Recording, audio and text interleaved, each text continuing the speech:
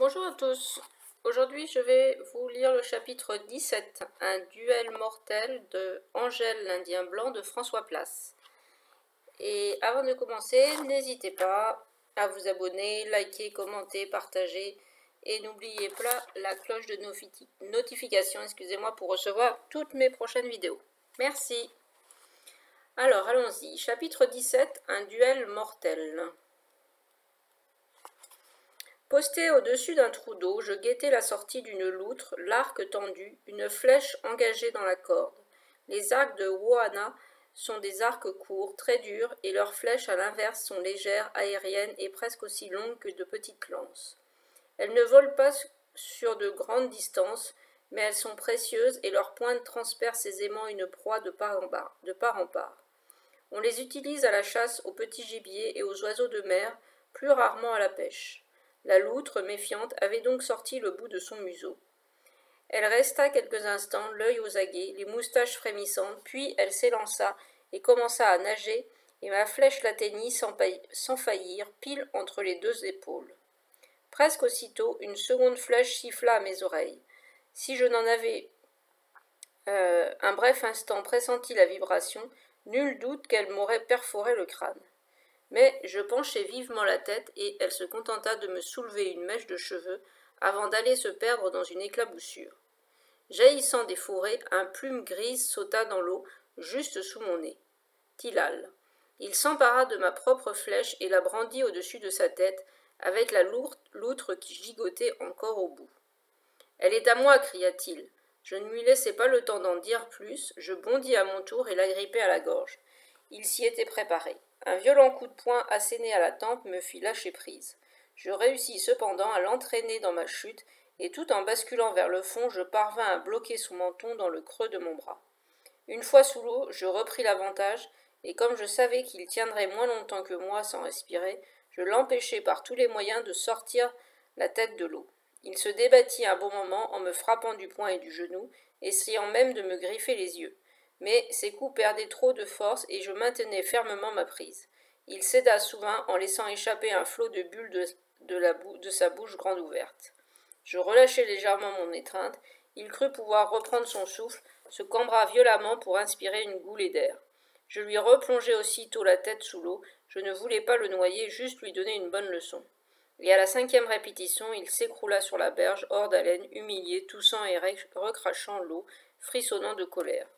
Je le plantai là pour retourner au village, et le chemin me rendit de meilleure humeur. La loutre pesait un bon poids, ma flèche en avait à peine abîmé la fourrure, et en arrivant à la maison des plumes grises, un cri me fit faire volte-face. Tilal courait sur mes talons, une énorme pierre à la main. Son lancer me manqua de peu, et le vrombissement du projectile me donna juste le temps, l'espace d'un battement de cœur, d'esquiver sa trajectoire. Tilal en avait profité pour allonger sa foulée. Je relevai le buste lorsqu'il me percuta de plein fouet. L'empoignade qui suivit n'eut rien d'académique. Elle ne mérite pas de rester dans les annales de ces duels savamment codifiés où s'affrontent des adversaires respectueux des bons usages. Les plumes grises commencèrent à se regrouper autour de nous et à prendre parti bruyamment. La plupart étaient de mon côté, ayant depuis longtemps constaté l'animosité de Tilal qui confinait à la haine à mon endroit sans que je lui en aie jamais procuré la moindre raison. Il m'avait d'entrée rudement frappé la jambe gauche, m'obligeant à faire tout le reste du combat en boitant. Je devais me garder de ces attaques répétées sur mon genou défaillant, et chaque coup porté à pleine puissance avec la volonté délibérée de faire mal, nous savions l'un comme l'autre que rien m'empêcherait cette fois-ci la confrontation d'aller à son terme. D'ailleurs, Alak semblait lui-même en avoir pris conscience. Il n'usa pas de son droit d'aînesse pour nous séparer. Au contraire, il profita d'un moment où nous reprenions notre souffle, front contre front et main cramponnée à la nuque pour jeter au sol entre nos pieds un couteau de pierre. Par ce simple geste, il imposa à tous les plumes grises une soudaine et stricte neutralité. Un peu comme si la présence magnétique du couteau par le surcroît de violence qu'il annonçait excluait d'un coup les plaisanteries et les encouragements. Ce n'était plus qu'un simple rassemblement de spectateurs, mais dans la solennité improvisée d'une arène, un cercle de témoins convoqué au duel à mort entre deux ennemis, animé par la seule rage de crever son adversaire. Je fus le plus rapide à m'emparer du couteau, mais j'hésitais à m'en servir. Tilal ne me laissa pas le choix. Il se jeta sur moi et me mordit à la gorge avec une telle fureur que je n'eus pas d'autre recours que de le frapper avec mon arme. La lame s'enfonça sous les côtes, et quand tout fut fini, on me tira par les bras. J'étais couvert de sang, et je ne tenais plus debout. Je vis soudain descendre un grand voile noir. C'était la première fois que je tuais un de mes semblables. Je repris mes esprits, assis et ligoté par une triple rangée de cordes au pilier central de l'entrée de la maison des plumes grises. Comme celle-ci faisait face au rivage, je pouvais apercevoir entre mes paupières gonflées les mâts des pirogues alignées qui se détachaient sur le miroitement de la baie où s'attardaient des taches de soleil. Je passai le reste de la journée et de la nuit à osciller entre veille et sommeil. Tourmenté par la soif et la douleur, mon genou gauche avait doublé de volume. Les plumes grises passaient et repassaient devant moi. J'étais confié à leur bonne garde, et je dois dire qu'aucun ne profitait de mon triste état pour me rudoyer davantage. La plupart semblaient gênés de mon sort, et au matin mon crâne résonnait comme un bourdon. Je mis un bon moment à comprendre que j'entendais des tambours. Je me redressai avec une grimace. Alak m'apporta à boire. Voilà les jours blancs, me dit-il. Bientôt nous partirons. Je savais ce que cela signifiait. Les jours blancs annoncent l'arrivée de grands oiseaux de mer, ceux-là même qui guident les pirogues des plumes grises jusqu'aux îles où poussent les fleurs de mer. Cependant, j'eus beau tendre le cou et écarquiller les yeux, je n'en vis pas la moindre trace dans le ciel. Corvadoro pensait que c'étaient des albatros. Il m'en avait montré plusieurs dessins, dont un très beau, inspiré par une description du rêve des anciens. Et je me rappelais en avoir vu quelques-uns suivre le sillage du Neptune sans que nous descendions vers le sud. Les tambours grondèrent toute la matinée sans interruption, et la baie se couvrit de pirogues qui s'échouaient les unes après les autres en déversant des guerriers couverts de plumes, jeunes et vieux confondus, accompagnés de leurs femmes parées de coquillages et entourés d'une nuée d'enfants. Il y avait donc d'autres villages et d'autres tribus, comme le pensait Corvadoro. Chez les Woanoa, cependant, feindre l'indifférence est un signe de politesse. Personne ne vint accueillir les nouveaux arrivants. Cela dura peut-être une petite demi-heure, pendant laquelle j'eus tout le temps de me demander si ces gens n'allaient pas repartir comme s'ils étaient venus. Pourtant ils se connaissaient, et certains avaient du mal à contenir, sous le silence affiché, la ferveur muette des retrouvailles attendues. Ils allaient et venaient, désœuvrés, sans susciter autre chose de la part de leur hôte que de vagues paroles de salut, ici et là, tout le contraire de l'accueil tornitruant réservé à nos premiers pas sur cette plage. Un petit garçon, en passant devant moi, sursauta et courut s'agripper à sa mère, apeuré par les liens qui désignaient en moi la punition d'un coupable, et plus encore peut-être par l'aspect de mon visage dépourvu d'une seconde bouche. Plus que l'inconfort de ma situation, c'était l'impossibilité de rencontrer enfin d'autres êtres humains qui m'attristaient. Il y eut un nouveau bruit de tambour couvert d'une sonnerie de trompe assez semblable à des meubles enroués. En tordant le cou sur ma gauche, j'apercevais le départ de la ruelle principale du village, maintenant noire de monde. J'en vis descendre les anciens, portés en procession. Le cortège s'immobilisa sur les galets, un peu plus d'une centaine de pas. Le plus vieux d'entre eux, ayant mis pied à terre, s'avança au milieu des étrangers, en s'appuyant d'une main à l'épaule de Teyek. Celui-ci commença à parler en usant de sa double voix. Je n'en pouvais d'entendre que des brides portées par la brise et le plus souvent recouvertes du brouhaha de la foule.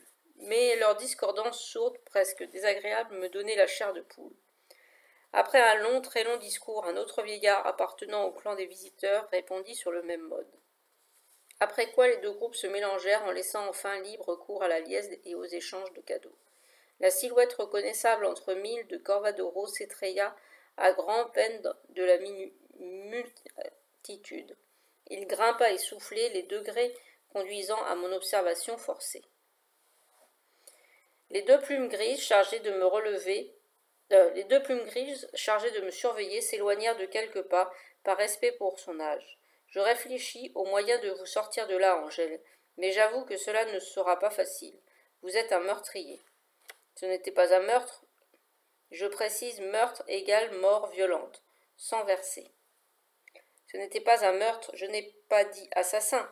Ça, ce serait plutôt la version de la famille de Tilal. Elle demande justice en vertu de cet adage, aussi stupide qu'universellement répandu, à vie prise, vie donnée.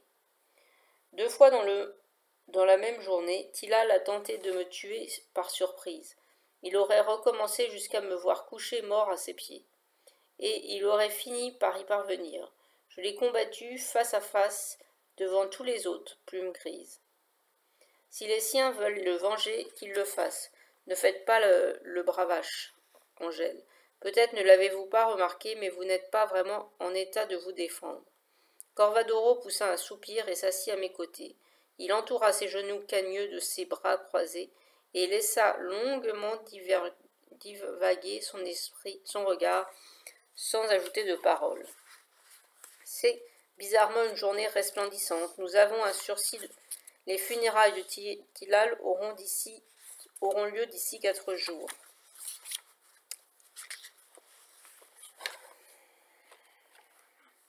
Et nous sommes entrés dans les jours blancs où nul ne peut verser le sang. Il y a des milliers d'autres façons de prendre une vie.